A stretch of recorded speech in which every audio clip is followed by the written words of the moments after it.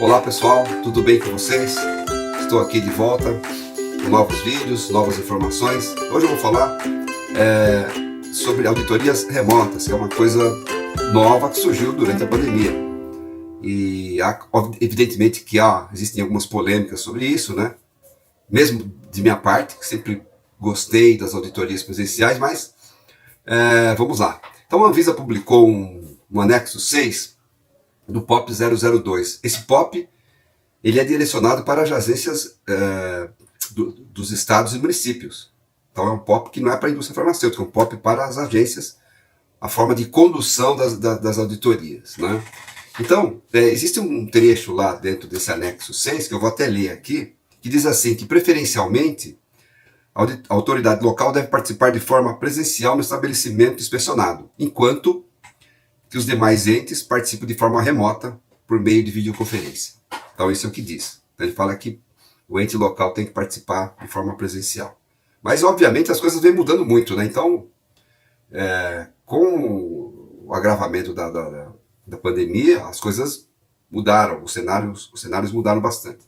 E a auditoria remota envolve reuniões com a empresa, análise documental, uma avaliação virtual às instalações, enfim, dessa forma que ela coloca aí os pontos relacionados com a auditoria remota.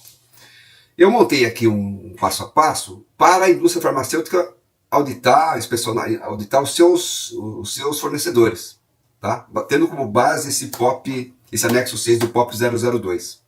Tá? Então, qual que seria a decisão para uma auditoria remota? Eu acredito que tem que ser baseada numa análise de risco, numa avaliação de risco, consubstanciada por elementos factíveis, técnicos, operacionais, de segurança pessoal e patrimonial também, tanto para o auditado como para o auditor, tá certo? E a gente tem que levar em conta que o principal objetivo de uma auditoria é garantir a segurança e eficácia do medicamento para o paciente. Então não podemos perder isso de vista, tá certo? E que fatores considerar? Aí cada um pode elencar e mudar e discutir isso, porque não é um procedimento isso aqui, tá? É uma coisa que veio da minha cabeça. Primeiro seria, obviamente, a pandemia. Então, já por si só, já coloca um ponto de preocupação aí em relação à Covid. Então, seria um fator de risco que eu coloco em primeiro lugar. O segundo seria o risco do próprio fornecedor, que já é conhecido pela empresa, né, muitas das vezes, talvez, primeiro não, obviamente, mas aquele fornecedor que já está ali sendo utilizado, a empresa obviamente já tem algum conhecimento, então ele podia utilizar esse risco aí desse fornecedor que ela já conhece. E um risco estabelecido por uma matriz de risco. Eu elaborei uma matriz bem simples no Excel. Você vai fazendo a classificação passo a passo e até chegar numa classificação que nos dá grupo A, B e C. E o primeiro A seria aquelas auditorias unicamente remotas, o B seria intermediário, remota e presencial, e o C unicamente por meio presencial, seriam aquelas empresas mais críticas, de maior risco. E o planejamento dessa inspeção remota, ele não difere muito da inspeção presencial, os seus aspectos ali preparatórios, certo? Então, tem que comunicar a empresa antes, estabelecer uma data, pedir para enviar uma lista de documentos, só que dessa vez não são aqueles documentos básicos da empresa, né? Formais da empresa, mas os documentos todos de qualidade, produção, enfim, tudo aquilo que a auditoria achar relevante que seja enviado para a equipe auditora da empresa. A realização de reuniões por teleconferência, utilizando uma ferramenta tecnológica, e a empresa pode seguir o planejamento de inspeção e elaboração da agenda conforme o seu procedimento interno para inspeções presenciais. Tá? Não vejo muita diferença nesse aspecto. E como é que seria a condução da inspeção?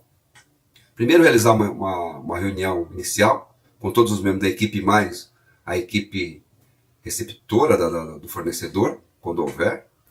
A realização de reuniões diárias também com membros das equipes também necessárias, quando for o caso. Reuniões especiais, reuniões adicionais, que por necessidade por encontrar alguma não conformidade, também, né? As inspeções nas áreas de produção, almoxarifado, qualidade, utilizando uma ferramenta virtual, uma ferramenta de videoconferência também, possível, né? Mas isso tem que ser acertado com o fornecedor, guardando as questões de sigilo e confidencialidade, de processo e tudo mais. Isso é importante também que fique registrado isso. A definição de um meio formal para recepcionar os documentos. Então, pode ser um e-mail, ou é por uma ferramenta, um banco virtual, na nuvem, né? O Google Drive, Dropbox, OneDrive, enfim, uma dessas ferramentas que os documentos vão ser colocados lá, sempre guardando a questão do sigilo, confidencialidade e segurança desses documentos, né? A realização de uma reunião final para informar sobre as não conformidades detectadas, a definição de horários de inspeção, né? E todas as demais instruções podem seguir o POP da empresa para as reuniões presenciais. Isso não vejo nenhum tipo de problema.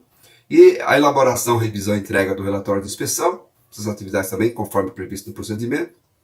E é importante que em todas essas reuniões remotas tem que haver uma ferramenta que seja segura e que seja conhecida de ambas as partes ali, né? Para não ter nenhum tipo de problema na hora, tá certo? Então, essa seria mais ou menos uma ideia que eu tenho em relação a esse processo.